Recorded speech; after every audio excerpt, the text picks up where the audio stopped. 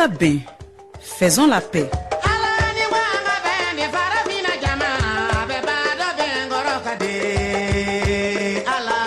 Angabin est une nouvelle émission de Radio Clédou qui parle de paix, de pardon, de justice et réconciliation. La paix au cœur du développement, la justice dans l'équité, en un mot, la réconciliation pour un bonheur commun.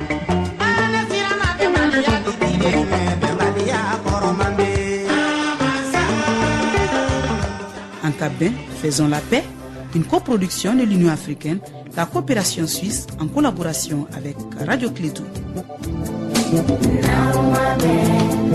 Angabin est une émission hebdomadaire qui se passe tous les samedis sur Radio Clédou entre 15h et 16h. Angabin ou Faisons la paix est une nouvelle émission de Radio Clédou.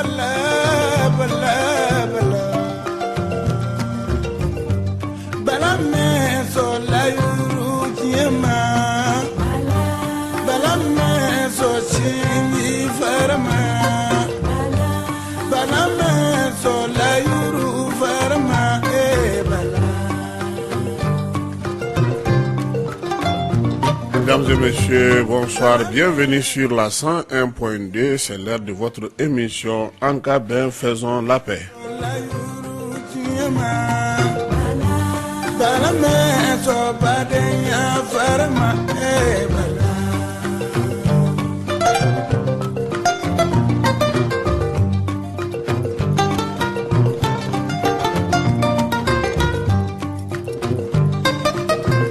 Une émission dédiée à la paix, à la réconciliation, à la stabilité et à l'entente au Mali et en Afrique. Et pourquoi pas dans le monde.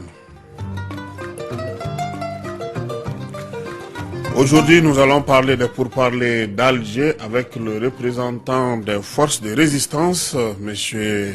Ibrahim Ag Assibit, qui va aussi nous expliquer par rapport à ce pourparlers. Normalement, on devrait avoir 10 invités, Mme Sidibé Dedo Ousmane, qu'on attend d'un moment à l'autre parce qu'elle a été annoncée pour cette émission, certainement qu'elle est en cours de route.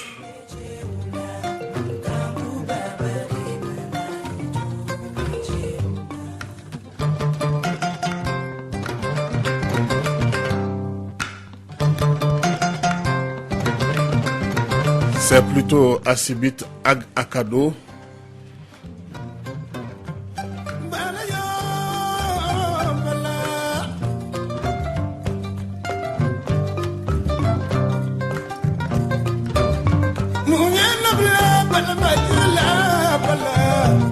Ce soir, nous allons essayer de parler des contours pour parler à Alger. Il y a eu beaucoup de faux bons, surtout du côté des forces de résistance. Monsieur Ag va nous expliquer. On souhaiterait aussi, si Madame Sidibé parvient à nous rejoindre, elle était là-bas, elle va aussi nous expliquer comment la société civile a participé à ces pourparlers pour expliquer un peu à nos auditeurs ce qui s'est passé à Alger.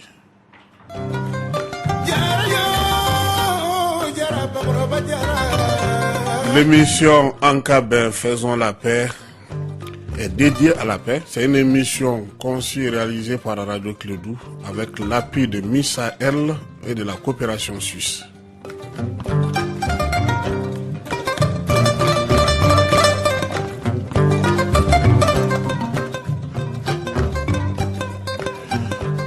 Alors, monsieur Ag, bonsoir. Bonsoir. Merci encore une fois de plus de renouveler votre confiance à la 101.2 et surtout d'être présent aujourd'hui. C'est samedi 27 septembre 2014. On sait que on avait parlé de pourparlers d'Alger il n'y a pas longtemps ici, ça 2 semaines environ.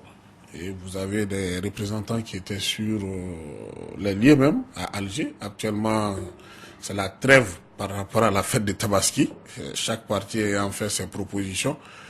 Mais aujourd'hui, qu'est-ce que vous-même vous pouvez dire d'abord par rapport à ces pourparlers à nos populations en guise d'avis en tant qu'observateur avant qu'on rentre dans les détails? Bien, merci Kassim. Merci à la radio Clédou. Bonsoir à tous les auditeurs de votre radio et bonsoir à tous les Maliens. Évidemment, j'étais là il y a 2 semaines sous la casquette de la société civile et aujourd'hui je suis là d'abord en tant que président des mouvements d'autodéfense. Et qui dit autodéfense et société civile dit 2 corps liés. On défend la société. Alors, par rapport aux quelques semaines, sinon aux 2 ou 3 semaines qui viennent de se dérouler à Alger, mon sentiment en tant que citoyen de ce pays est un sentiment de quelque chose d'inachevé. On est resté un peu sur notre faim. Évidemment, on ne peut pas être pessimiste. On a droit à être optimiste. Mais au vu des échos qui nous sont parvenus de la première semaine, sinon du premier jour au dernier jour, il y a trop de ratés, il y a trop d'hésitation, il y a trop d'incertitudes qui font que, comme tous les Maliens, je ne me sens pas à l'aise dans ces pourparlers-là. Parce que je l'avais dit la dernière fois quand je suis passé ici, les pourparlers aux Maliens ne seront jamais bien conduits en dehors du Mali. Et je pense que tout ce qui s'est passé comme accord de 90 à aujourd'hui a confirmé cela. Tout ce qui va se passer en dehors du Mali ne peut pas nous donner satisfaction. Donc, pour résumer, vraiment, on n'est pas satisfait. Je pense que je suis parmi les millions de Maliens qui sont restés sur leur faim. Alors, allons par étapes, parce qu'au début des travaux, on a vu qu'il y a eu un peu de problèmes. Mais est-ce que vos mandants, avant de les envoyer, il y avait un minimum est-ce qu'il y avait une ligne de conduite dans laquelle ils ne devraient pas sortir, ils doivent se comporter, au lieu qu'ils aillent comme ça se montrer en spectacle en ne défendant même plus la cause des groupes d'autodéfense? Évidemment, les questions quand même sont à poser à ce niveau. Sans être trop long, sans revenir sur tout ce qui s'est passé, je m'en vais quand même me livrer à un petit exercice de rappel. Nous sommes des mouvements d'autodéfense. Un mouvement d'autodéfense ont une genèse, c'est-à-dire ils ont une origine. Ça ne vient pas du néant. Pour faire l'historique des mouvements d'autodéfense au Mali, il faut remonter aux années 90, lors de la première rébellion. Tout le monde sait que l'État, la gestion de l'État, est en quelque sorte à l'origine de cette naissance des mouvements d'autodéfense. Quand on sait que de Moussa Traoré en passant par Alpha ATT Ibeka aujourd'hui, l'État du Mali a en quelque sorte toujours fait une gestion communautaire, n'est-ce pas, surtout par rapport au Nord. Et les populations du Nord ont l'impression qu'il y a des communautés favorisées par rapport à d'autres. Il y a des communautés privilégiées, il y a des communautés plus écoutées que d'autres. Et je pense que les Maliens n'auront pas menti s'ils disent que de 90 à aujourd'hui, un traitement spécial a été fait à des communautés par rapport à d'autres. Et ça a créé quand même un sentiment de rejet un peu de cette situation-là, c'est-à-dire de toutes ces décisions des autorités. Bref, c'est pour dire que l'État a contribué à la création de ces mouvements-là, tout comme les agressions faites par ces groupes armés-là sur les populations ont conduit les populations à se dire attention, il arrive que l'armée ou l'administration ne s'occupe pas de nous, alors faisons en sorte que nous soyons dans les dispositions de nous défendre. Et c'est ce qui est arrivé dans les années 90, c'est ce qui a donné naissance au Gandakoui. Pour revenir à toutes ces causes-là, la communauté internationale a toujours affiché son soutien généralement à ces populations-là qui se rebellent, bien qu'elles soient minoritaires dans un environnement où qu'elles partagent avec d'autres communautés. Il faut revenir dans les temps récents pour dire que même les autorités de ce pays-là ne sont pas à exclure de cette logique-là. Parce qu'on se rappelle encore, en fin janvier 2012, quand tous les Maliens rejetaient le MNLA, quand l'Assemblée nationale était en train de statuer sur quel sort réservé à ce MNLA-là, on se rappelle encore que le président de la République, John Kounda Traoré, avait pris à contre-pied tous les Maliens pour dire que s'il y a un seul interlocuteur, c'est le MNLA. Alors, cette déclaration a consacré la naissance, n'est-ce pas, d'un groupe vomi par tous les Maliens. Et il va de soi que nous autres Maliens, nous nous mettons dans la position... Il ne l'a pas dit gratuitement parce qu'il revenait de ses soins en France. Mais la France, ce n'est pas le MNLA. Il faut quand même qu'il comprenne qu'il est là pour les Maliens. Il représente l'Assemblée. Il représente toutes les populations du Mali. Et il doit être à l'écoute des populations. Malheureusement, les pouvoirs en Afrique, c'est toujours comme ça. C'est toujours comme ça. Et je pense que les temps que nous vivons ne sont pas en contradiction avec la même logique des pouvoirs, qui veulent toujours nous imposer les positions des uns contre des autres. Alors, mais nous, on a été surpris par rapport au comportement de vos mandants, parce que c'est arrivé sur place qu'ils ont fait ce jeu, ils se sont ralliés au MNLA.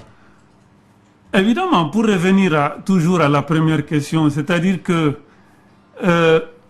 cette logique-là de naissance des mouvements armés a conduit à la naissance de la CMFPR2, n'est-ce pas? La CMFPR d'abord, au temps de Ouaga. On se rappelle que Tcheblé est venu précipitamment ramasser tout ce qu'on appelle groupement armé ici et les amener. Entre parenthèses, nous, on estime que c'est une manière de légitimer un peu ce qu'ils sont en train de forcer à Ouagadougou là-bas. Parce que les Maliens ne se sont jamais inscrits dans Ouaga. Mais pour légitimer ça, on est venu prendre des mouvements ici pour tenter de montrer que les Maliens sont là-bas. Toutes choses qu'ils sont en train de faire en Algérie tout de suite. Donc c'est pour dire que depuis cette période-là, la CMFPR est née dans un climat de contrainte. Elle est revenue à Bamako et par la suite, on a vu Harouna Touré, qui a été le porte-parole de cette CMFPR à Ouaga, prendre le large, autrement dit, soutenu par l'État, soutenu par la MINUSMA, soutenu par, quelque part, les narcotrafiquants. Il s'est senti disposé, n'est-ce pas, à prendre sa route. Et c'est ce qui a créé finalement un deuxième bloc dans la CMFPR. Et ce deuxième bloc, c'est bien sûr la CMFPR2, qui, il faut le rappeler au départ... Donc il y a eu dissidence. Il y a eu dissidence, parce que nous avons... Bien avant Alger. Bien avant Alger. Nous avions vu Harouna aller dans le sens de la France, dans le sens des rebelles, dans le sens des narcotrafiquants, etc., etc. Toutes choses qui étaient en contradiction avec le credo des mouvements d'autodéfense qui doivent défendre les populations. Donc, cette position nous a amenés à nous éloigner de lui et à adopter une position un peu plus ferme. Et je vous le dis encore, c'est ce qui a fait que la MINUSMA, la communauté internationale, l'Algérie par la suite, et même l'État nous ont un peu abandonnés. Mais je vous dis une chose, peut-être que je ne savais pas avant, mais que j'ai perçu juste à la veille de pourparlers d'Alger. On s'est rendu compte que, moi particulièrement, je me suis rendu compte qu'à la tête de la CMFPR2, il y avait beaucoup de têtes affichées dans l'opposition, c'est-à-dire affichées dans l'URD. J'ai nommé Ibrahim Abakantao, j'ai nommé Younous Touré, j'ai nommé Khadija Traoré, notre sœur, avocate, et certains autres, n'est-ce pas, membres de cette CMFPR-là, qui étaient qui étaient affichés dans le camp de l'opposition. Comme moi, je ne suis pas politique, là, je ne m'intéresse pas tellement aux couleurs des... J'ai compris que c'est parce que ces gens-là sont affichés URD aussi, que l'État les a un peu laissés de côté. Et les conséquences, elles sont là aujourd'hui. Ces gens-là ont trouvé cet argument-là pour aller tomber dans les bras du MNLA. Donc, c'est pour dire qu'avant Alger déjà, il n'y avait pas de consensus au niveau du CMFR. Il n'y avait pas de consensus au niveau de la CMFPR en général, qui s'est scindée en CMFPR 1 et CMFPR 2. Et au sein de la CMFPR 2, pour revenir à la CMFPR 2, après, n'est-ce pas, avant même Alger, il y a eu beaucoup de petites frictions qui ont fait que dès Alger, les uns, ceux qui étaient surtout affichés du côté de l'URD, n'ont pas eu de difficulté à aller rentrer dans leur logique d'opposition, parce que c'est de ça qu'il s'agit. Désormais, ils sont allés avec les MNLA parce que tout simplement, ils sentent que ce régime-là se met dans une position d'opposant à eux, alors là, ils vont assumer leur opposition en allant s'afficher. Mais est-ce que ça devrait être le cas, étant donné qu'on parle du Mali? Est-ce que les colorations politiques ne devraient pas quand même se soulever à ce niveau? Ça ne devrait pas l'être. La preuve est que beaucoup de mouvements qui étaient dans cette CMFPR2-là, j'ai nommé le mouvement Bouktou Protection que je préside, j'ai nommé le cadre de concertation Gandakoy présidé par Mohamed Alassane Maïga, j'ai nommé le FLN avec un certain Mahamadou Moussa Mega et d'autres. Et même les militants de ces mouvements-là ne se reconnaissent pas dans la posture que ces gens-là ont prise. Parce que tout simplement, la logique, c'est toujours défendre les populations, défendre la position du Mali, défendre la République. Et malheureusement, les mouvements d'autodéfense n'ont pas échappé un peu à la logique du pouvoir. Dès que quelqu'un est devant, il engage les autres, quand bien même qu'ils ne suivent pas. Il ne les consulte pas. Il ne les consulte pas. Et c'est ce qui est arrivé en Algérie, dès que nos camarades ont estimé que le régime leur a donné l'occasion d'aller vers le MNLA, ils sont allés. Nous, en tout cas moi personnellement, je me suis battu, pas avant qu'ils ne partent en Algérie, avant même qu'ils ne partent signer à Ouagadougou des choses que je vais vous lire ici, des déclarations très graves. Je me suis opposé. Donc il y a des membres de la CMFRP aussi qui sont partis signer le document de Ouaga avant l'ouverture des pourparlers. Le document de Ouaga a été signé par tous les groupes armés. Tous qui soient de la CMFPR ou qui soient du MAA ou de tout le monde est parti à Ouagadougou. Parce que aussi, il faut rappeler que l'État même s'est engagé dans la posture de pousser tous ces mouvements-là à faire un bloc, à poser des revendications communes. Voilà aussi un des péchés de notre État, qui pousse des groupes antagonistes à aller ensemble. Alors moi, je l'ai dit en son temps, j'étais devant un parterre de ministres quand ils nous ont fait le compte rendu de pourparlers d'Alger, le Alger 1, j'ai dit, mais vous avez commis une faute très grave. Comment vous pouvez encourager les mouvements armés à être ce groupe d'autodéfense? Mais ils vont chanter la chanson des plus forts. Et les plus forts, ils vont dire indépendance, ils vont dire tout ce qu'ils veulent. Les autres ne seront pas entendus. Et c'est ce qui est arrivé à Ouaga. Ils se sont retrouvés à Ouaga. Ils ont tous signé. Tenez-vous bien des mouvements qui se disent défenseur des positions des communautés qui signe ceci, qui dit déclaration de tous les mouvements qui reconnaissent la légitimité de la lutte que mène le peuple de l'Azawad Nord Mali depuis plus de 50 ans. Depuis quand les Bella, depuis quand les Sorey, depuis quand les Peuls, depuis quand les Arabes, depuis quand la plupart même des communautés Touareg ont lutté depuis 50 ans pour qu'il y ait un statut spécifique à l'Azawad. Depuis quand? Ce n'est pas vrai ça. Deuxième point sur lequel ils se sont entendus, ils disent qu'ils sont prêts à lutter par tous les moyens pour que l'Azawad Nord Mali soit enfin régi par un statut juridique conforme à ses spécificités. Vous voyez des gravités comme ça. Lutter par tous les moyens, ça veut dire qu'on n'exclut même pas les moyens militaires. Et ça, ils vont vous dire, mais c'est l'État qui nous a dit d'être ensemble avec ces gens-là. Et en ce moment, la faute va revenir à l'État. Et ça, c'est très grave. Vous imaginez des sédentaires, des gens de Tombouctou, de Gao, de Bourem, qui sont encore sous les bottes des rebelles, qui sont prêts à prendre des armes et à s'aligner aux côtés de ces rebelles-là pour tirer sur la République. C'est très grave. Et pour ces raisons-là, depuis qu'ils sont revenus de Ouaga, moi, j'ai dit, ces gens-là, ils sont devenus dangereux. Il faut s'éloigner de ces gens-là, parce que ça ne me ressemble pas. Ça ne ressemble pas à l'esprit des Maliens patriotes. C'est très grave.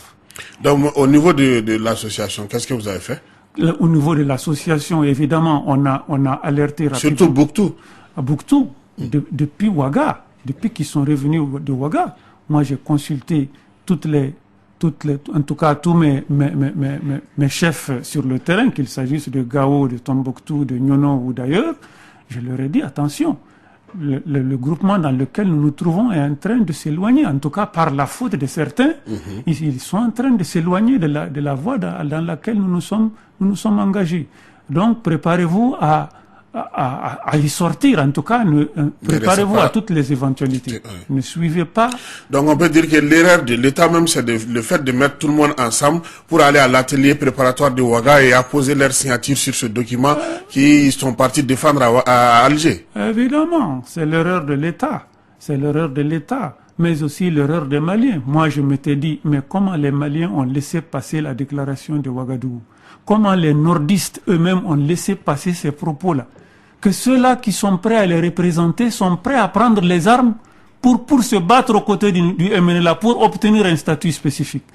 L'État n'a pas réagi, les populations maliennes n'ont pas réagi, les populations du Nord n'ont pas réagi. C'est très grave. Il y a un déficit de communication à ce niveau parce que même si les journaux l'ont rayé, les journaux, les radios en ont parlé, mais en tout cas, il n'y a pas une prise de position comme ce qu'on vient de voir ces derniers jours dans les rues de Bamako, Gao, Tombouctou et Sikasso. C'est le péché des Maliens. Les Maliens sont trop pacifistes. Les Maliens sont trop soumis au pouvoir. Les Maliens se disent toujours, ah, ils n'oseront pas nous faire ça.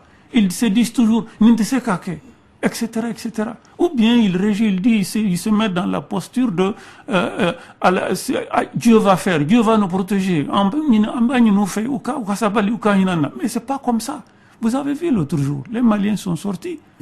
Et ça doit interpeller le pouvoir, ça doit interpeller la communauté internationale, ça doit interpeller tous les Maliens sceptiques qui pensent qu'on peut obtenir quelque chose comme ça là. Les bras croisés. Non, ça doit les interpeller. Alors, le document de Ouaga dit quoi de plus que ce qu'on n'a pas l'habitude d'entendre au-delà du fédéralisme et tout, qui peut inquiéter aujourd'hui? Parce que moi, je me dis, à la limite, M. Hack, que tout ce qu'on est en train de voir, je pense que ça devrait cadrer avec la feuille de route, parce que l'esprit de fédéralisme, d'autonomie était déjà exclu d'emblée avant les pourparlers. Écoutez, Monsieur Kassim, il faut se remettre en cause. Je le dis, et nous les Maliens, nous sommes très passifs. Nous n'accordons de l'importance à rien. Sinon, la feuille de route en elle-même, elle est critiquable de A à Z. Tout comme le sont les accords de Ouaga, tout comme le sont les accords passés. Ça n'a rien, c'est même plus grave la feuille de route là. Quand vous regardez une feuille de route qui ne fait pas allusion à tous les travaux qui ont été effectués de 2012 à aujourd'hui, tous les forums, toutes les assises, tout ce que les Maliens ont dit par rapport à cette crise-là, n'a pas été pris en compte dans cette feuille de route-là. Et on prend en compte les dernières déclarations des mouvements rebelles. On prend en compte les accords d'Alger qui ont été décriés par les Maliens. On prend en compte les accords, etc., etc. Mais ce que les Maliens ont dit de 2012 à aujourd'hui a été mis de côté. Quand vous prenez cette feuille de route-là, qui dit encore une fois que l'État et les partis doivent œuvrer pour harmoniser les positions des groupes armés, je dis c'est grave. Quand vous prenez la même feuille de route qui donne plus d'importance, n'est-ce pas, à la société civile, n'est-ce pas, des mouvements armés, qu'ils mettent dans la même balance que la société civile du Mali, j'ai dit c'est grave. Et vous avez vu Alger, c'est pratiquement toute la société civile des groupes armés qui étaient là-bas et qui ne reflètent ni les régions du Nord, encore moins le reste du Mali. C'est tout ça là qui est là dans cette feuille de route là et que sur lequel nous sommes en train de travailler, c'est très grave. Alors nous allons vous permettre de souffler un peu, prendre une petite pause. On voit que Madame Sidibé fait son entrée dans ce studio. Madame, c'est par ici, vous allez vous installer. On prend une petite pause musicale avant de revenir avec notre deuxième invité de ce jour par rapport au pourparlers d'Alger.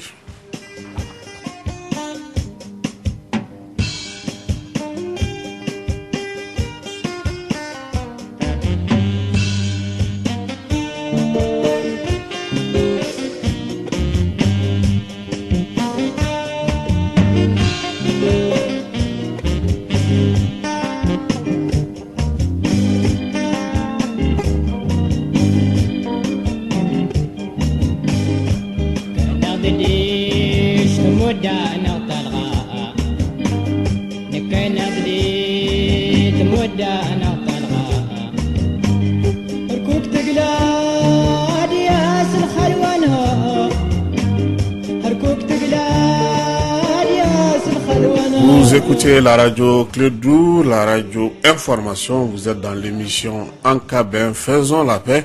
Nous allons permettre à notre deuxième invité du jour, qui est Madame Sidibé Dédé Ousmane. Madame, bonsoir. Bonsoir, Kassim.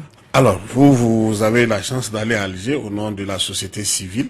Qu'est-ce que vous pouvez nous dire aujourd'hui après cette pause et tout ce que vous avez vu pendant, surtout la partie consacrée aux organisations de la société civile?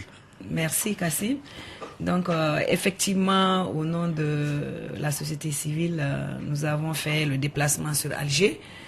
Et c'était du 1er au 10 septembre 2014 et pour en fait nous faire écouter par la communauté internationale qui au passage était à l'origine de l'écoute des sociétés civiles du Mali. Parce que vous avez pu suivre à Alger 1, aucun membre de la société civile n'était présent, mais pour Alger 2, la société civile quand même a demandé aux autorités maliennes d'associer la société civile pour que elle puisse s'imprégner aussi des réalités des communautés. Donc c'est essentiellement au nom des communautés du Mali que nous avons effectué le déplacement pour dire à la société, à la communauté internationale ce qui est le sentiment profond des populations, parce que c'est d'elles qu'il s'agit. Alors, on sait quand même que lors de vos écoutes, il y a eu beaucoup de choses qui ont été dites. Hein. Ah oui. Surtout les communautés, certaines personnes n'ont même pas caché le fait de dire si c'est pas à cause du Mali, on n'allait pas venir s'asseoir avec nos bourreaux à table. Vous, côté société civile, qu'est-ce qui vous a marqué surtout pendant ces auditions? C'est que ça a quelque chose quand même de très positif, parce que au moins la communauté internationale a entendu peut-être des choses qu'elle ne voulait pas entendre. Elle a entendu aussi des choses qu'elle voulait entendre peut-être. Mais nous avons fait quand même l'état des lieux quant au ras-le-bol général de toutes les communautés, de Mopti jusqu'à Kidal. Et du Mali en général. Parce que le problème du Nord n'est pas seulement un problème concernant les régions du Nord. Le problème du Nord est un problème malien. Il concerne et les Maliens du Nord et les Maliens du Sud. Tout le monde a senti que ça ne va pas. Tout le monde a vécu la crise. Même ceux qui habitent à Bamako, ou qui habitent à Sikasso ou à Kaye, je vous assure que on avait des déplacés chez nous. Il y avait des déplacés partout. Ouais. Il y avait des déplacés partout et des nombres importants. Et ça a posé beaucoup de problèmes parce que souvent c'était dramatique. C'était des vieilles personnes de plus de 80 ans. qui ont fait le déplacement jusqu'à Sikasso ou à Kai et à Bamako aussi. Et il fallait scolariser tous ces enfants-là qui sont sous le choc, qui étaient psychologiquement traumatisés par tout ce qu'ils ont vécu. Et il fallait prendre soin aussi des malades.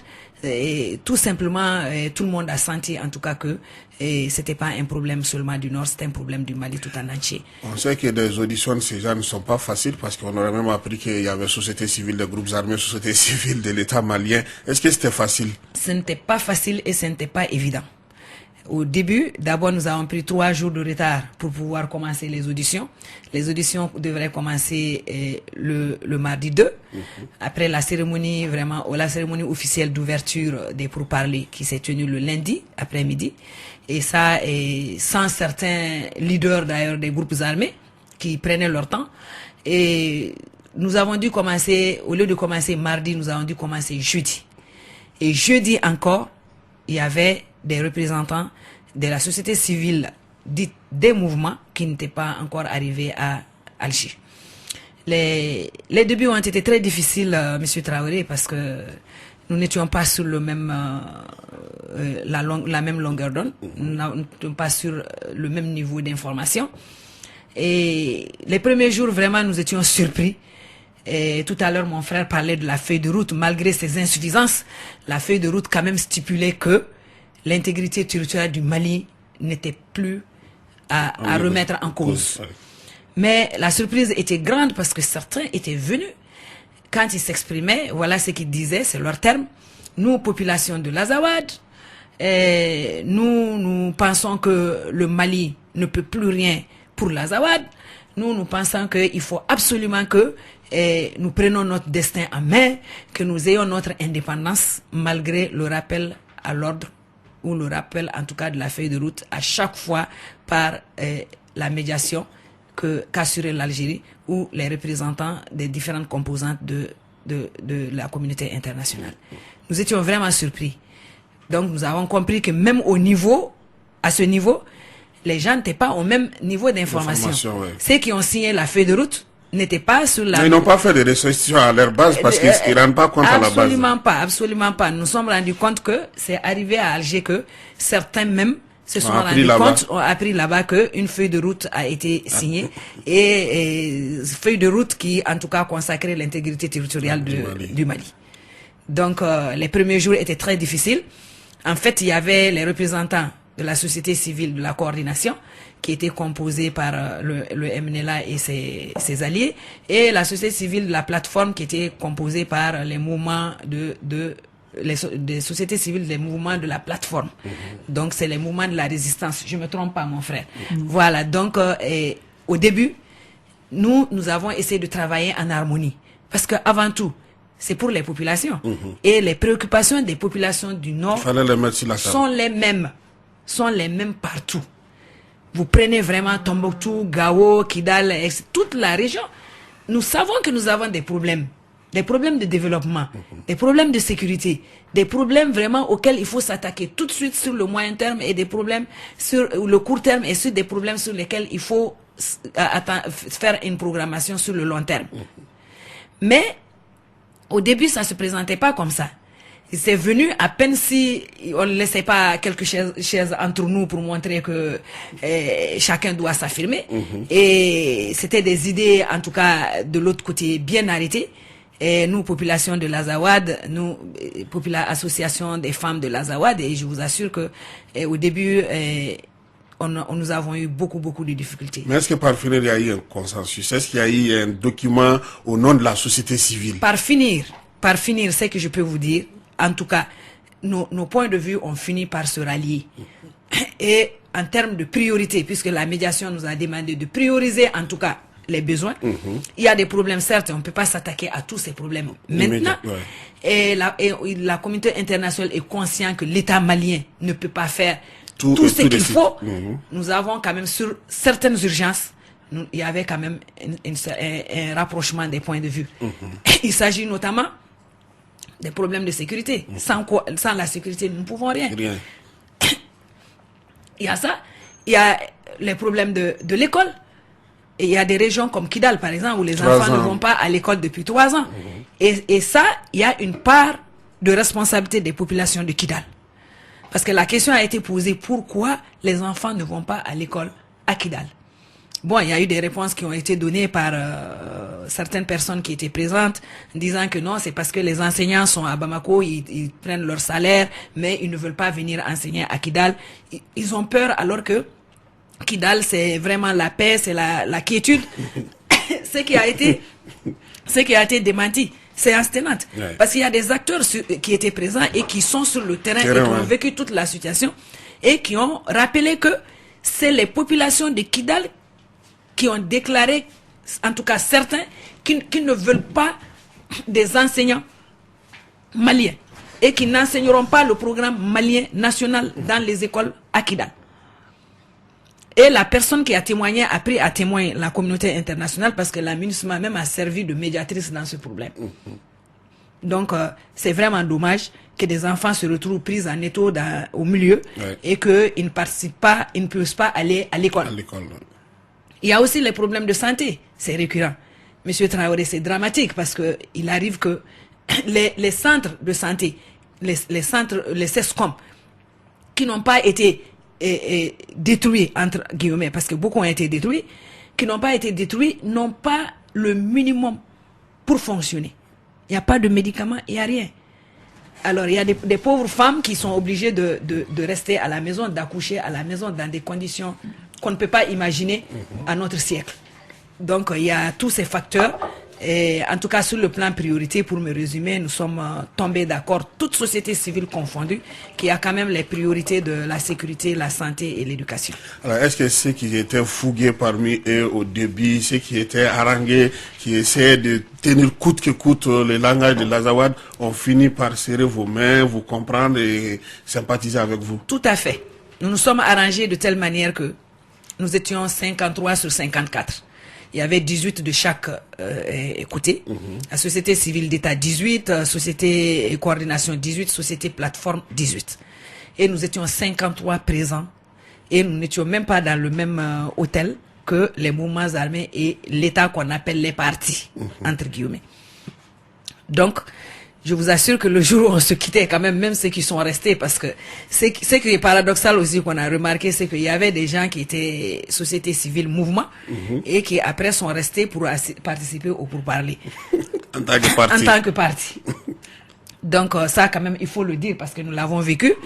Et lorsque l'on se quittait quand même, je crois que on peut le dire comme ça, que nous avons sympathisé et nous avons compris que c'est l'intérêt du Mali. C'est ce que je pense. C'est l'impression que j'ai eue. Et quand même, il y a une chose, c'est que je n'ai vu personne qui a dit qu'il n'est pas dans les dispositions pour aller à la paix. Tout le monde veut aller à un pays apaisé. Ça, quand même, ça, c'est pratiquement le langage de tout le monde. Nous avons reçu la visite d'abord du haut représentant. C'était une visite de courtoisie, qui nous a assuré que lui, il se confond dans la société civile et chaque fois, il le rappelle. Il n'est pas représentant du chef de l'État, mais il est représentant de la République, du président de la République, ce qui fait qu'il est arbitre. Il n'est ni d'un côté, ni de l'autre. Ensuite, nous avons reçu la visite des mouvements. Le MMA est venu nous voir et nous avons échangé avec eux. Bilal Al-Sherif, secrétaire général du MNLA, a fait le déplacement pour venir nous voir dans notre hôtel. Nous avons échangé pendant 3 heures. Et le discours qu'il tenait était un discours des plus rassurants. Alors, nous n'avons pas compris que, bon, quelque part, il y a un problème. Et qu'après, peut-être que c'est... Tout ce qu'il vous a dit. Tout ce qu'il nous a dit, nous étions rassurés. Donc, quand nous sommes rentrés. Et nous avons appris que l'idée prédominante, c'était vraiment ce à quoi mon frère faisait allusion tout à l'heure. Alors, monsieur Ag, est-ce que vous avez quelque chose à dire avant les auditeurs? Parce qu'on a aussi les auditeurs qui doivent... J'ai malheureusement beaucoup de choses à dire. Je vais tenter de dire presque en 2 minutes, parce qu'il y a c'est le temps des auditeurs aussi. Je vais réagir, je vais rebondir sur ce que ma sœur disait tout de suite. Moi, je mets d'abord en cause pose les conditions même de représentativité de cette communauté civile. Vous voyez bien qu'elle vous disait tout de suite 54 sur les 54, il y a 18 là, 18 là. Sauf que l'État du Mali dans sa globalité n'avait que 18 représentants contre 34 de l'autre côté. Ça déjà, c'est des conditions qui ne facilitent pas l'équité, l'égalité. Ça, ce n'est pas possible d'aller sur une table dans des positions de faiblesse. L'État du Mali n'est représenté que par 18. Et parmi ces 18-là, ma sœur, tu n'as pas vu une seule femme Bella. Tu n'as pas vu un seul homme Bella parmi eux. Tu sais qui sont les Bella dans le Nord. Tu sais ils sont la deuxième majorité à côté des Soré. Pourquoi ils ne sont pas là-bas? Donc ça c'est des problèmes. C'est des graves problèmes. Et elle vous l'a dit tout de suite, après tout ça, on a chassé une partie de la société civile et l'autre, on les a gardés là-bas pour maintenant rentrer dans le cadre de la feuille de route, parce que la feuille de route le dit ici.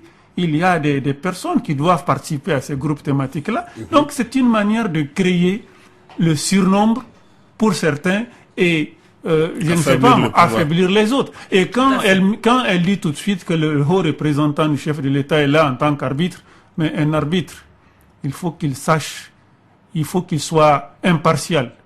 Un arbitre ne peut pas fermer les yeux sur certaines injustices, sur certains déséquilibres. L'État, d'abord, c'est même une humiliation pour nous de transporter notre État et tout le monde de notre pays à l'extérieur, pour l'amener à l'extérieur, devant des gens qui nous ont fait tout ce mal-là. On l'a accepté, mais faut-il que ça soit fait quand même dans des règles d'équité. Malheureusement, le temps est trop court pour faire le tour de toutes ces questions-là, mais je vais dire seulement que nous sommes habitués à ces jeux de va-et-vient là, à ces tournures là. Tout le monde revient pour nous dire que tout le monde a parlé de paix, tout le monde est dans la dynamique de la paix, mais c'est un langage qu'on a entendu de 90 à aujourd'hui. Les autorités le disent, malheureusement les Maliens aussi leur emboîtent le pas, quand bien même que tout le monde sait qu'on n'est pas sur la route de la paix.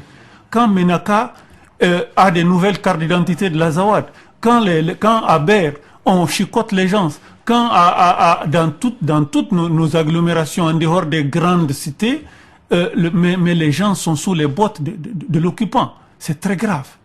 Où est cette paix-là? L'État ne dit rien, la communauté internationale ne réagit pas, ne condamne pas, rien n'est fait. On nous dit qu'on est sur la voie de la paix. Je suis désolé. On n'est pas sur Alors nous allons permettre à nos auditeurs de nous joindre au 20 21 0011. Nous leur demandons de poser directement leurs questions. Le temps ne nous permet pas d'aller dans les contributions aujourd'hui. Nous demandons aussi aux gens de poser les questions en français, compte tenu des engagements pris par la radio Clédou, parce que l'émission est alternative français Bamana. Et nous leur demandons d'aller droit au but, de poser leurs questions afin qu'on puisse permettre à nos invités aussi de les répondre. On va prendre 7 auditeurs, ça veut dire 7 questions. Allô? Allô? Allô? 20 21 0011, vous écoutez la radio Clédou. L'émission c'est en cabin.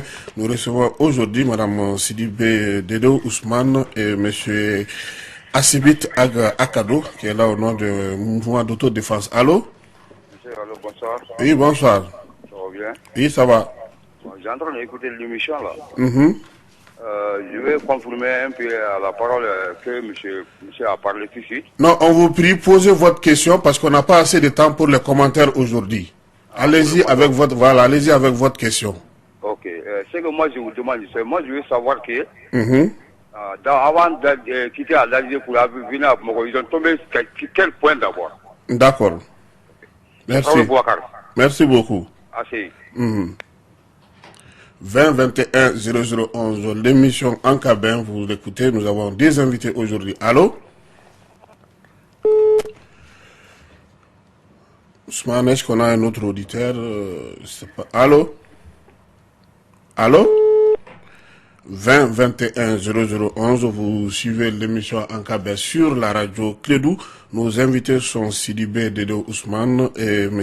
Assibit Akado. Allô? Allô? Oui. 20 21 0011, vous suivez la radio Clédou. L'émission s'appelle En cabin. Ousmane, est-ce qu'on a quelqu'un? Allô? Allô? Oui, allô? Allô? Oui, allô? Allô? Allô? Radio Clédou. Oui.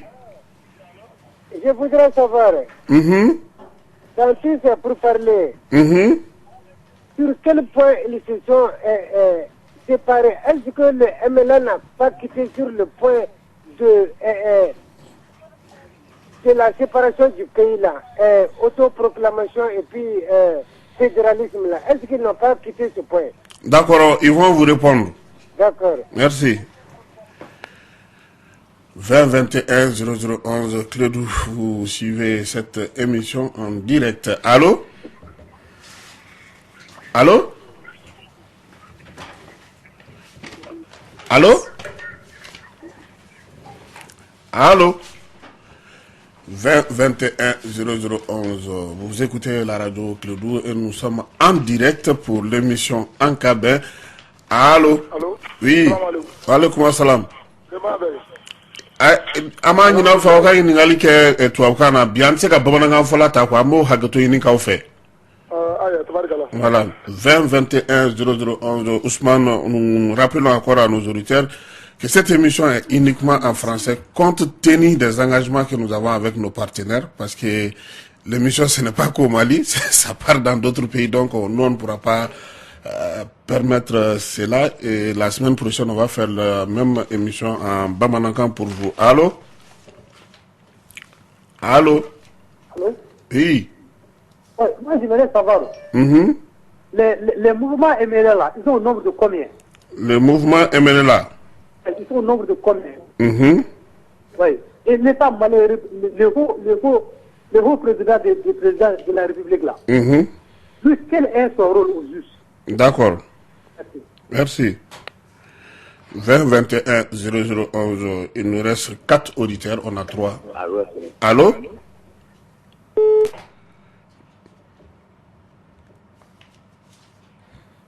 Allô? Allô?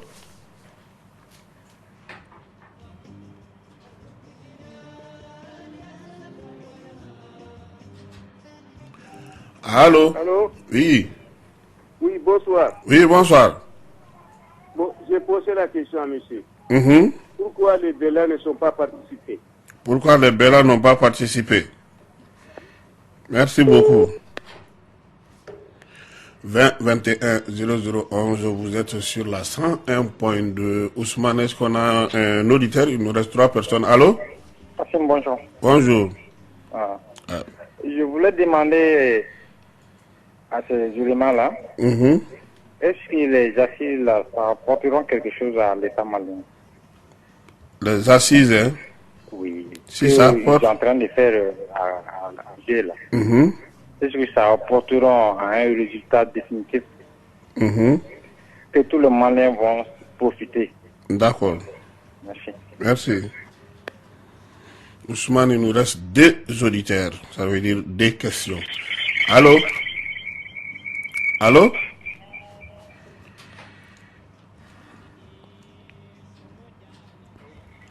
Allô? Oui. Bonjour. Bonjour. Vous avez Dr Traoré Omar depuis chez vous. Je voudrais demander aux participants à votre émission à savoir, est-ce qu'ils ne pensent pas que ce sont les communautés même du Nord qui doivent se réunir, s'entendre sur quelque chose avant vraiment d'affronter l'État malien. D'accord. Voilà. Merci. 20 21 0011, un dernier auditeur et nous allons permettre à nos invités de répondre. Allô? Allô, bonsoir. Bonsoir. Bon, je salue vos invités. Moi, ma première question, c'est de demander qui représentait la France. La France qui allume tout le feu au Mali là. À quel titre il était là-bas? Qui représentait la France? Voilà, qui représentait, parmi les Français là, qui représentait la France? Il était là-bas en titre de quoi? Est-ce que l'intervention que la société civile du Mali a eu à faire, est-ce que ce représentant était présent? Est-ce qu'il a entendu ce que les gens ont dit? Deuxième question. Troisième dans ce cas, monsieur. D'accord, troisième question. Parmi ceux qui font la médiation, est-ce qu'il y a d'autres peaux blanches que la France? Et d'où ils sont de quel pays? Et quelle a été leur participation? D'accord. Voilà. Merci beaucoup. Merci bien. Je ne sais pas lequel de mes invités va se jeter à l'eau par rapport à ces 7 questions, pour ne pas dire les 9, parce qu'il y a un autre, le dernier a posé 3 questions à la fois. Madame, on va commencer par vous. Les questions que vous pouvez répondre. Les premières questions, là, elles sont adressées vraiment à toi qui étais là-bas. Moi, bon, moi, j'étais aux audiences. J'étais pour les écoutes. Nous avons fait 10 jours et nous sommes rentrés. Alors, il demande sur quel point les partis ont quitté Alger. Alger, oui. Bon, à ce que je sache, à ce que nous sachions tous, en tout cas, nous n'avons pas obtenu ce que nous voulions. On n'a pas arraché d'accord. On n'a pas pu s'entendre sur un point précis. Et tout le monde le sait, il y a eu des propositions par les mouvements armés. Et bon, les pourparlers ont été interrompus pour cause de Tabaski. Je crois que dans le programme initial, c'était comme ça. Ouais. Et il fallait qu'ils soient rentrés, la trêve Tabaski. Et après, les pourparlers vont reprendre. Donc, pour répondre à cet auditeur-là, il n'y a pas eu, en tout cas, jusqu'ici, pas d'accord définitif pour le moment. Et encore que, d'après ce qu'on nous a expliqué, que l'accord définitif sera signé au Mali. Ouais. Après les pourparlers. Et les pourparlers étaient en 3 phases. Nous sommes à mi-2e phase. Donc, c'est ce que je pourrais répondre pour la première question. Et pour compléter même, le pré-accord même sera soumis aux populations maliennes pendant 1 mois. Exactement. Si je ne me trompe pas, ce qui est dans la feuille de route. Exactement, c'est ce qui a été dit. Ouais. Alors, sur quoi ils se sont quittés? Pourquoi? Je vois la deuxième question, aussi, sur quoi ils se sont quittés. Quittés, oui. C'est la même question. La première et la deuxième, c'est le coup. La même question. Bon, la troisième question. Mouvement MNLA, ils sont combien? Ils sont combien? Je veux dire tous les mouvements. Ouais, il veut connaître les mouvements. Il veut connaître le nombre de mouvements qui étaient là-bas, certainement. Certainement. Bon, les mouvements qui étaient là-bas pendant l'écoute, du côté du MNLA, à ce que je sache, il y avait le MNLA même et ses alliés, le CHUA et le MAA2. À ma connaissance, c'était vraiment ceux qui étaient dans la coordination. Parce que c'est eux que nous avons rencontrés. Ils étaient dans la coordination. Voilà. Maintenant, ils demandent aussi, il y a un autre qui demande quel est le rôle du haut représentant. Je le disais tantôt, depuis notre première prise de contact avec lui, et il a expliqué à l'ensemble du peuple malien, il est le président de tous les Maliens. Et normalement, au cours de ces pourparlers, il n'a pas de parti pris. Il n'a pas de parti pris et il doit s'assurer que les droits de toutes les parties sont respectés. Ouais. Donc, voilà, en l'occurrence, en gros, pour ramasser, parce qu'on ne peut pas rentrer dans tous les détails. Et voilà ce que j'en sais. Donc, il demande maintenant pourquoi les Bellas ne font pas partie. Bon, même si c'est pour vous quand même, mon frère, moi je vais dire 2 mots parce que vous avez fait cette interpellation. Moi je suis de Tombouctou, comme vous le dites, je sais. Les Bellas sont partie intégrante de la population malienne. Et je crois que, en tout cas, Tombouctou apprécie, et Tombouctou, je crois que c'est le fief. Ou bien, c'est le fief des Bellas Tombouctou. Et je pense que si nous parlons des communautés, des populations, les Bellas ne sont pas en dehors. Même si ils sont organisés en association, ce qui est normal. Hier soir, j'ai vu avec les femmes arabes de Tombouctou qui ont une association Al-Karama, mais elles font partie intégrante de la population. Voilà. Et on ne peut pas défendre les droits. Peut-être que chaque communauté a des droits spécifiques, mais dans le cadre, en tout cas, de ces négociations, et vu le rôle que leur association, parce que je le suis quand même, je suis un peu les activités de l'association, vu leur apport dans ce processus-là, je crois qu'il ne doit pas être mis de côté. Et je ne pense pas que ce soit le cas, mais je pense quand même qu'ils ont pris part à la marche, à la marche d'avant-hier, du jeudi. Nous y étions. Voilà. Donc, je crois que c'est une partie intégrante de la population et on ne peut pas dire que, Enfin, il peut y avoir, c'est une organisation, vous l'avez dit, la façon même dont les choses se présentaient. La composition des délégations mais je veux vous dire quand même que, même si nous sommes partis, quand j'ai dit société civile d'État, c'est juste parce qu'il y avait les institutions, il y avait les groupements, les associations fêtières telles que la CAFO, telles que le Conseil national des jeunes, jeunesse, ouais. et il y avait le Haut Conseil des collectivités, le Conseil économique et social, et 2 représentants par conseil régional, de Mopti jusqu'à Kidal. C'est en fait les composantes, mais notre rôle, c'était vraiment d'interpeller et le gouvernement et les mouvements armés sur les conditions de vie des populations et que la solution soit trouvée au cours de ces pourparlers pour que les populations puissent enfin vivre tranquilles. Alors, M. Hag, si vous... M. Hag va intervenir sur 2 ou 3 questions rapidement. Je vais juste emboîter le pas à ma soeur par rapport à la représentation de Bella. Je veux dire seulement que là, nous sommes obligés de l'évoquer parce que ce n'est pas une première. Toutes les fois, nous avons crié, nous avons interpellé les autorités pour qu'elles fassent beaucoup attention. Il y a des communautés, ce ne sont pas seulement les Bella.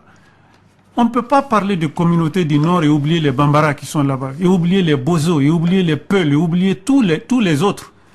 N'est-ce pas? Les Dogons sont là-bas. On ne peut pas comprendre qu'il y ait à Alger plus de 200 morts Touaregs et que de l'autre côté, il n'y ait même pas une dizaine de représentants. C'est très grave. C'est tout on fait passer les images et ça, je ne suis pas d'accord quand on me dit que le haut représentant de l'État, qui est le père de la nation, peut fermer les yeux sur des choses comme ça. Il doit attirer l'attention des médiateurs sur ce déséquilibre-là. Et il ne le fait pas malheureusement. Alors, nous avons interpellé le Premier ministre, les ministres de la Réconciliation, tous les ministres concernés, les associations sont là pour leur dire qu'on est là. Le débat inclusif doit être réellement inclusif. Malheureusement, on ne nous fait pas signe. Et ça, on ne peut pas ne pas passer cela sous silence. Deuxième question sur laquelle je vais tenter de répondre. Pourquoi les communautés ne se réunissent pas avant d'affronter ces pourparlers-là? Évidemment, tous les accords ont évoqué la nécessité de l'inclusivité des pourparlers. Et cela devait passer par une des dispositions de l'accord de Ouaga qui parle du forum des communautés du Nord. Vous imaginez qu'on fasse qu'on parte dans des négociations sans que les communautés concernées ne se concertent elles-mêmes. C'est quoi ça? Sans que les Maliens, qu'est-ce que les Maliens n'ont pas émis comme vœu en termes de concertation nationale? On leur a empêché ça. Donc, si vous pouvez aller vite, il ne reste que 2 minutes. C'est pour dire que, d'une manière générale, il y a une dernière question. Il y a des péchés, il y a des fautes très graves qui ne facilitent pas la compréhension de ces accords-là. Il faut aller à l'essentiel, il faut revenir sur terre et éviter qu'on nous force la main, qu'on nous torde toujours la main à aller à faire des bricolages, d'accords, des bricolages, ça ne va pas. Et je crois que les gens qui sont pessimistes ont droit à être pessimistes, mais la vérité reviendra toujours au droit. Les Maliens, comme ils l'ont fait l'autre jour, l'ont manifesté l'autre jour, rien ne se fera sans eux. Et il faut que l'État se le dise pour dit. Alors, pour ce qui est de la dernière question, est-ce que les pourparlers vont apporter quelque chose à l'État du Mali? Évidemment, si l'État prend toutes ses responsabilités en restant à l'écoute des citoyens maliens, ça va nous apporter quelque chose. On ne peut pas nous amener on ne peut pas nous imposer ce qui ne nous convient pas. Il faut que tout le monde se mette cela en tête, que l'État du Mali doit sortir gagnant. Et ceux qui ne se reconnaissent pas dans cet État-là n'ont pas leur place ici. Ils n'ont qu'à chercher ailleurs. Ici, c'est le Mali qui va gagner. Alors, madame, il y a une question par rapport à la présidence de la France. Oui. Et est-ce que si vous avez parlé en leur présence, qui représentait la France là-bas et quels étaient les autres communautés? Je vais emboîter, comme il le dit lui-même, le pas à mon frère, en disant que de toute façon, en répondant à la question qu'est-ce que l'État malien va gagner, désormais, vous avez vu l'engagement et l'implication des populations, de la société civile. Et la marche qui a eu lieu, ça a commencé dans les régions Gao, Tombouctou, et jeudi, vous avez vu à Bamako, à Sikasso, ce n'est qu'un prélude c'est des actions comme ça. Nous ne nous arrêterons jamais tant que nous n'aurons pas atteint l'objectif. Et désormais, et l'État et les mouvements armés doivent compter avec les populations, avec nous. Nous ne le laisserons plus faire. Je crois que notre chose, nous allons la prendre à main pour aider notre État à sortir de cette situation, pour aider le Mali à retrouver sa tranquillité et le Mali d'antan dans son intégrité avec toutes ses diversités. Donc, pour répondre à la dernière question maintenant, quant à la présence de la France, je vais lui dire que la médiation était composée par l'Algérie, qui est le pays d'accueil, qui assurait la présence de la médiation dans toutes les 4 commissions qui ont été les thématiques, qui traitent des thématiques telles que la défense santé, les institutions, le développement économique et social, ensuite la réconciliation. Après l'Algérie, il y a les Nations Unies qui étaient représentées. Donc il y a les Nations Unies, il y a l'Union européenne et la France était dans l'Union européenne. Il n'y avait pas de Français en tant que tel qui vient au nom de la France, mais il y avait toute l'Union européenne qui était représentée. Il y avait l'Union africaine et il y avait la CEDEAO et il y avait des pays comme le Burkina Faso, le Tchad, la Mauritanie et le Niger. Voilà les composantes de la communauté internationale qui assuraient. Ajouter la Suisse aussi. Oui, la Suisse aussi, exactement. Voilà. Monsieur Hag, en une phrase, votre mot de la fin. Le mot de la fin, c'est que, comme nous l'avons renouvelé tout de suite, c'est que nous sommes désormais debout. Nous sommes conscients de toutes les pressions qui sont mises sur nos autorités, afin qu'elles signent ce que nous ne voulons pas. Comme c'est devenu une habitude, on négocie avec l'État c'est l'État qui peut nous tordre la main. Nous, sociétés civiles, nous, mouvements d'autodéfense, nous, Maliens tout court, nous allons toujours refuser, en tout cas, de voir se faire ce qui ne nous convient pas. Il faut que cela soit clair. Le Mali ne se fera que par les Maliens. Ceux qui pensent qu'ils peuvent prendre en otage des communautés ou bien des pouvoirs et les mettre en dehors du Mali pour les obliger à signer, comme l'État dans tous les cas va venir nous expliquer l'histoire de préaccord. Là, il n'y a même pas de disposition pour dire que si le préaccord est rejeté par les populations, ça ne passera pas. Non, c'est le même scénario. On va signer des trucs et on sait qu'on va nous les faire avaler. Vous voyez des choses comme ça. Et ça ne marchera pas. Merci beaucoup. Madame, vos mots de conclusion. Alors, merci Monsieur Traoré.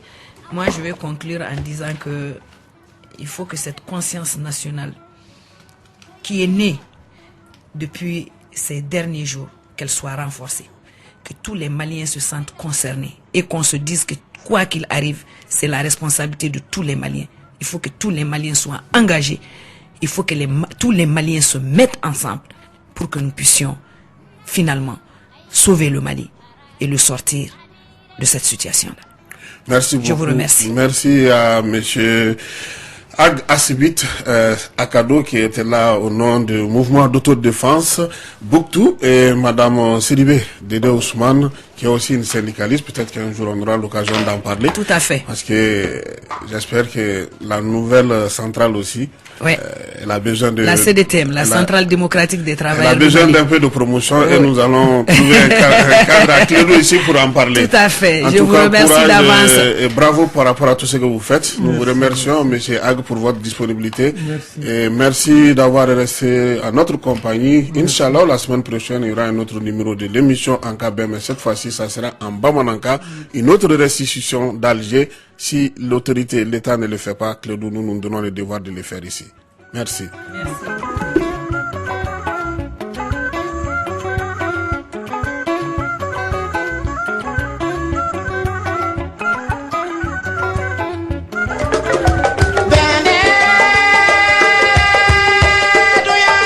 Ankabé, faisons la paix.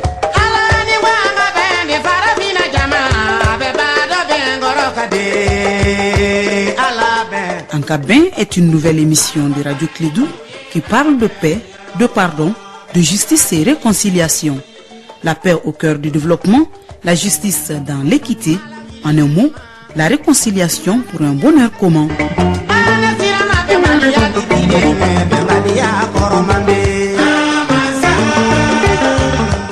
Cap-Vert, Faisons la paix, une coproduction de l'Union africaine, la coopération suisse en collaboration avec Radio Clédou. Angabin est une émission hebdomadaire qui se passe tous les samedis sur Radio Clédou entre 15h et 16h. Angabin ou Faisons la paix est une nouvelle émission de Radio Clédou.